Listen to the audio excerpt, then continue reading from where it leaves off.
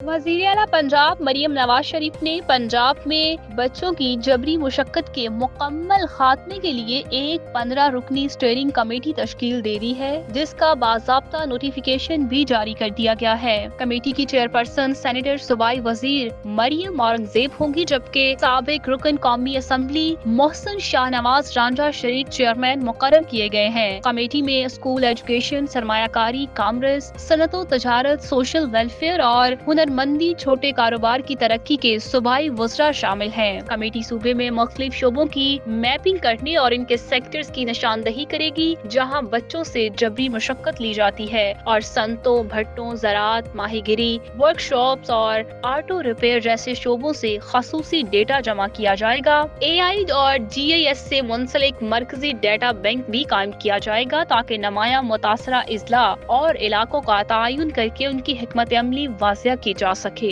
Committee फौरी, वस्त और तावील मुद्दती बुनियादों पर जबरी मुशक्कत के खात्मे के इक़दामात और उन पर अमल दरामद का तरीकाकार तैयार करेगी, जबकि वालिदैन, उसातिज़ा और मुआशरे में शऊर उजागर करने के मंसूबे भी इसके फराइज़ में शामिल हैं। पंजाब बच्चों की जबरी मुशक्कत के खात्मे के लिए ऐसे जामिया इक़दामात करने वाला पहला सूबा बन गया, जिसमें आलमी सतह पर सूबे की रैंकिंग में बेहतरी की तवक्को है।